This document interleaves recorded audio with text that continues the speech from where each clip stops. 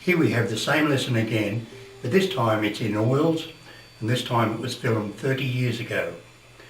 I don't know which is the better, oils or acrylic. They both have their merits.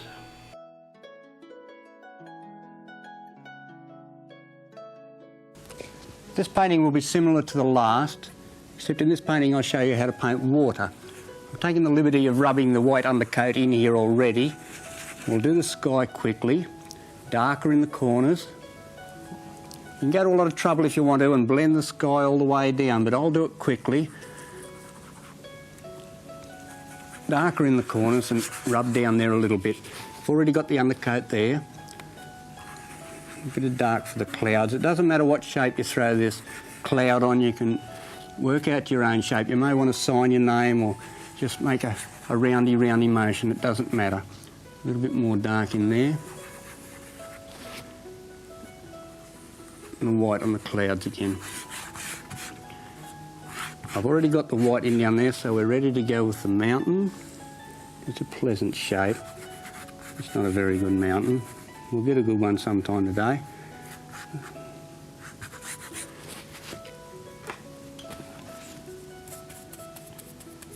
And the background trees again.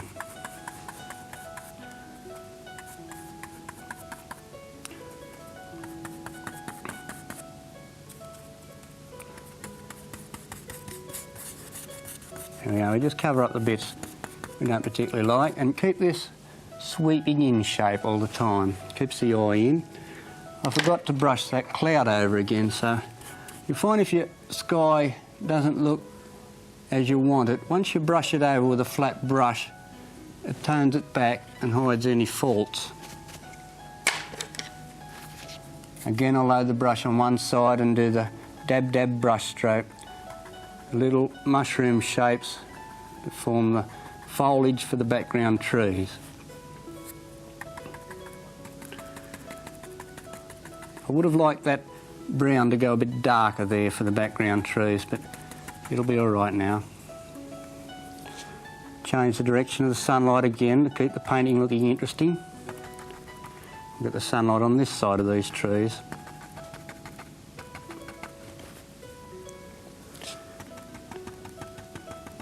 And again the dab brush stroke, keeping it facing in all the time.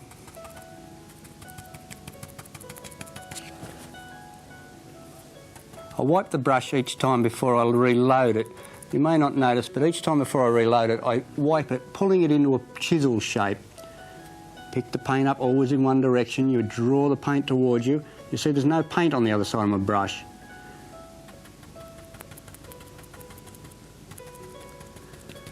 There we are. Now for the water. We rub an undercoat in, similar to do with the sky. You could rub it in with a piece of rag or a brush, but rub it right into the pores of the canvas. It's important to keep this area white so that the water is from light to dark, from white to burnt umber, just a medium tone of burnt umber down the bottom here and blend it in. But it's much nicer to keep that white. It'll give you the shiny finish on the water. Now before we do our bank, we do the reflections. And we roughly paint the trees in the water, upside down. They don't have to be exactly a copy, just roughly in the water. And down here. A little bit of sunlight on the trees that are upside down in the water. You don't have to go to a lot of trouble with the reflections to make them look exactly what's on the bank. The idea is make them similar to what's on the bank. If you find a reflection there and there's nothing on the bank to correspond with the reflection, you can always put something in there to correspond with the reflection in the water. I'll show you later what I mean. Now with the reflection you put the big flat brush right on the bank and draw it straight towards you. Reflections come straight towards you, not like shadows go in different directions.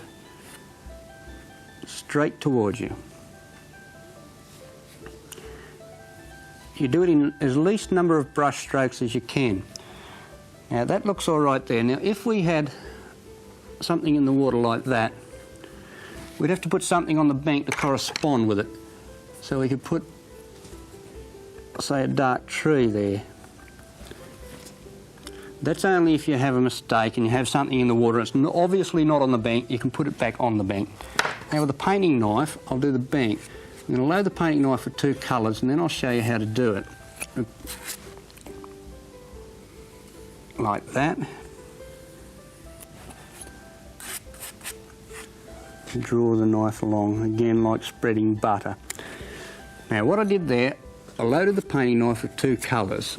I'll put some down here where you can see exactly how I do it.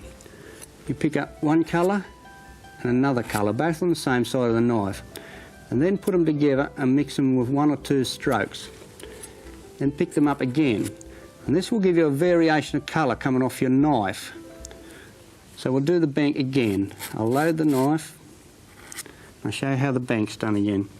Put the knife on where you want the bank and just pull it along horizontally. It doesn't matter what comes off first, whether the light or the dark comes off first, as long as you've got a variation of colour there.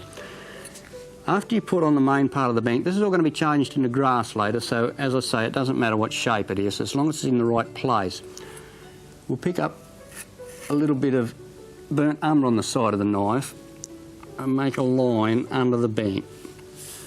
So we've got the grassy bit where we're going to put grass, then a line of burnt umber, and then under this line of burnt umber we'll put a white line.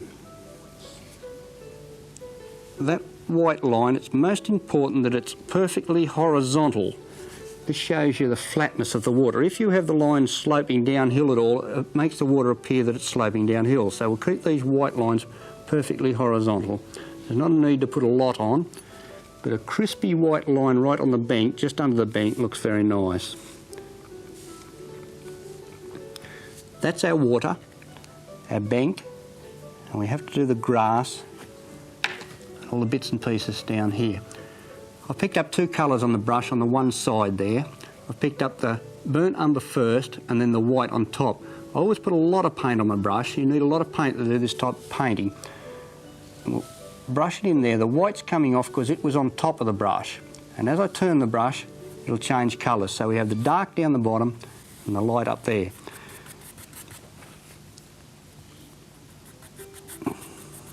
Or you can put one colour on at a time. You can put the dark down the bottom with one brush stroke. I'd like it a lot darker than that actually. And you can put the white up the top. This is a handy brush stroke. You can use it in a crisscross fashion.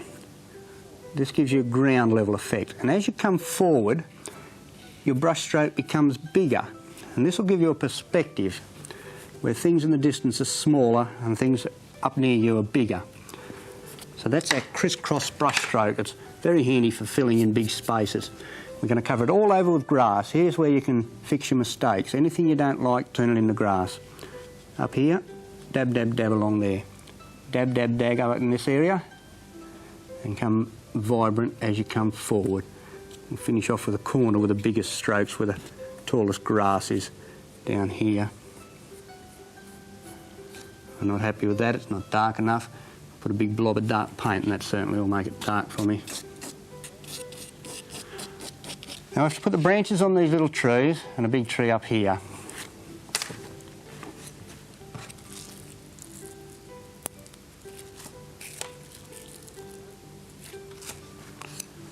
Load the painting knife, again with 2 colours. Burnt umber on one side and the white on the other. Now where to put the tree? We'll put the tree down through here. It's not going to interfere with anything. I would like a branch out here, but I don't want to cross all this section here. It's not good to have too many things intersecting at the same place. So we'll keep the tree over here on this one. It may be different than the sample I showed you, and your painting may turn out different also. You may want to put the water over this side, and maybe want to put your clouds over there. If your clouds are good over here, there's no sense in putting a big tree in to spoil them. But this one's turned out like this, and yours may turn out different. And here we go. Plaster it on. It's like butter. It's about the consistency of a butter that spreads well. Dark down the bottom. Clean the knife each time. That's very important. Each time you pick up paint, you must clean the knife or you only get the colour on the knife not the colour of the paint you want.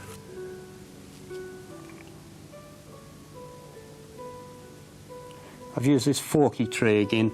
It's quite a good tree to practice with. It's a nice shape. Now your butt, just fill it in with dark colour, keeping the knife strokes up and down the same shape as a tree.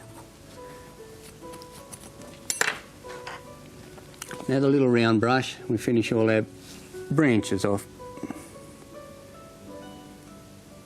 2 colours at once. And some of the branches are alright and some aren't so good.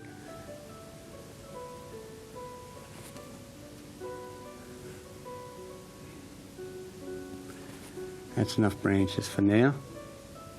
If you want to, you can go to a lot of trouble and have a lot of little branches.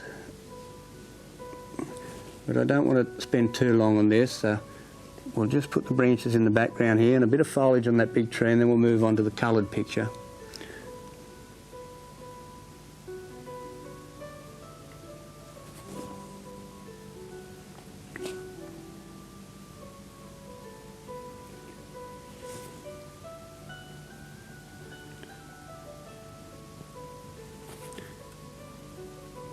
Little branch down here, falling off the tree. These branches are handy to put your arrangement right. If you wanted something to bring your eye into the picture, you can always have a branch that faces into the picture. Face everything into the picture if you have a choice of which way to face it. Face it in so your eye travels into the picture as it travels along each item.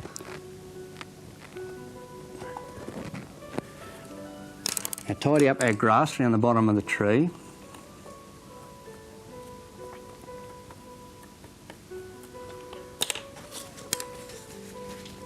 And a bit of foliage around the top of the tree. We'll put a bit of foliage around here. Again, we're using the dab brush stroke, painting umbrella shapes, all facing into the middle of the picture and crossing out the branches that we don't like.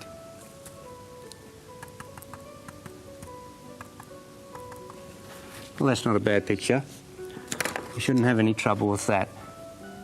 Don't fiddle with your picture. Put it on, put the paint on. If you don't like it, put it on again. But if you fiddle around one spot, you'll find you'll detail that to such an extent that you can't get the rest of it to look like the bit you've detailed.